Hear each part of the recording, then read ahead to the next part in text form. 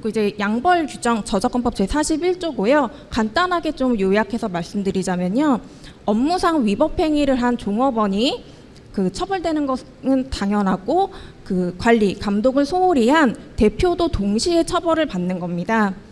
여기 밑에서 두 번째 줄 보시면요. 다만 법인 또는 개인이 그 위반 행위를 방지하기 위해 해당 업무에 관해서 상당한 주의와 감독을 게을리하지 아니한 경우에는 면책될 수도 있다라고 작성이 되어 있습니다.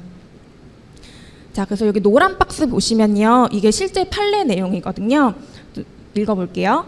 직원들이 프로그램을 허락 없이 복제하였다면 피고는 직원들을 실질적으로 지휘하고 감독하는 사용자로서 여기에서 사용자는 그 소프트웨어를 사용하는 유저가 아니고 대표를 의미합니다.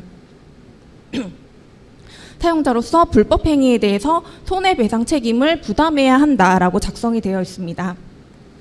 자, 그리고 그 손해배상액에 대해서도 좀 말씀드려보자면요. 그 패키지 소프트웨어 박스형 포장 제품이라고 하죠. 이것들 불법 복제한 그 프로그램 수 만약에 5카피라면 5카피 곱하기 그 정품 소매 가격으로 매겨집니다. 여러분들 잘 알고 계시겠지만 기업 같은 경우에도 볼륨 디스카운트 같은 것들을 받아서 굉장히 저렴하게 이거를 이제 구매를 할 수가 있게 되는데 공공기관에는 그보다 더 저렴하게 구매를 하실 수 있으시잖아요.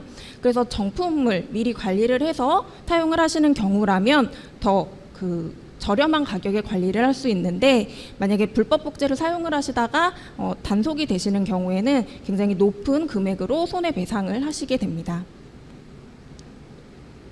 자, 아까 그 양벌 규정 말씀드렸는데 사실 소프트웨어 담당하시는 분들은 이 면책 적용 여부가 가장 궁금하실 것 같아요. 그 아까도 상당한 주의와 감독을 게을리하지 않으면 면책될 수도 있다라고 말씀을 드렸는데요. 그래서 상당한 주의와 감독이 뭐냐라고 하면 일단 총 6가지 정도로 좀 정리를 해봤습니다. 그래서 첫 번째, 그 교육에 의한 통제입니다.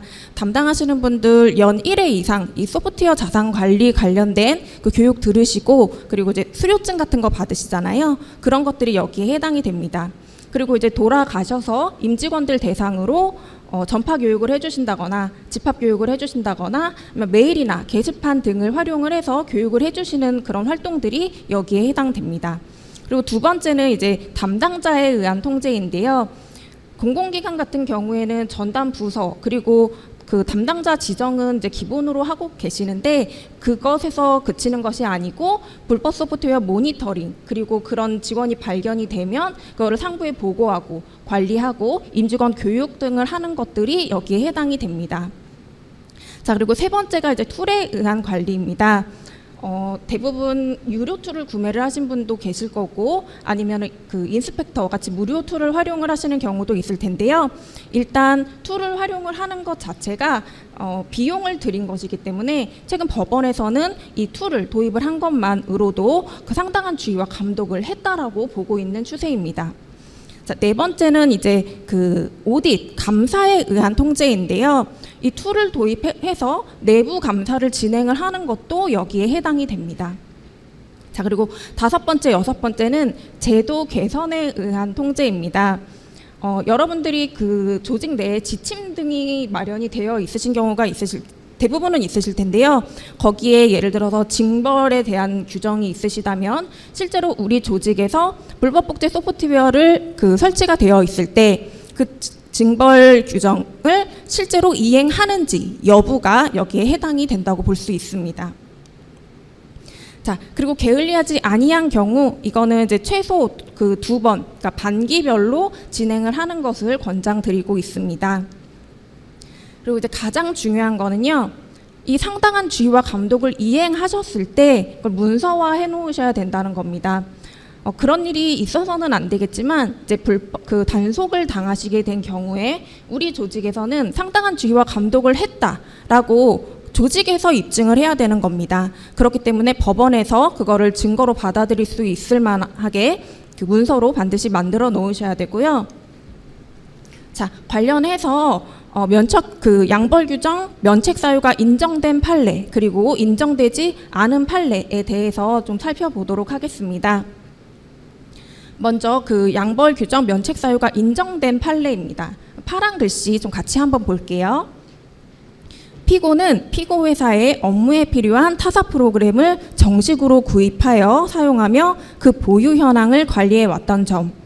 직원들을 상대로 불법 소프트웨어를 사용하지 않도록 교육을 실시하고 직원별로 설치 사용 중인 소프트웨어 현황을 파악해 왔으며 직원들로부터 보안 서약서를 제출받은 점.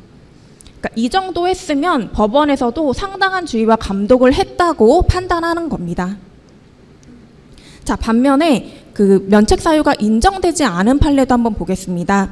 파란 글씨 같이 한번 보면요. 피고회사는 평소 피용자인 피고회사 직원들이 컴퓨터 프로그램에 불법 다운로드를 하지 못하도록 철저히 교육시켰고 피고회사의 업무에 필요한 프로그램을 모두 구입하여 사용해왔다는 취지로 주장한다. 자, 그러나 업무에 필요한 일부 유료 컴퓨터 프로그램을 구매한 이력이 있다거나 2014년 저작권 위반 혐의에 대해 무혐의 처분을 받은 사실이 있었다는 것만으로 피용자에 대한 위와 같은 교육이 이루어졌다고 볼 수 없다. 그러니까 주장만 하는 걸로는 부족하다는 거죠. 문서로 법원에서 입증할 만한 자료가 필요하다는 겁니다. IT 관련 정보를 더 얻고 싶으시다면 굿모닝 아이텍을 검색하세요. 클라우드 앤 인프라, AI 앤 빅데이터, 매니지먼트, 그리고 정보보호 솔루션까지 최고의 품질과 서비스, 검증된 기술력을 가진 굿모닝 아이텍의 최신 IT 관련 정보를 홈페이지, 유튜브, 페이스북, 인스타그램, 링크드인에서 직접 확인하세요. 구독, 좋아요까지 눌러주는 건 센스! 고객의 신뢰를 기술력으로 보답하는 굿모닝 아이텍. 지금 바로 연락하세요.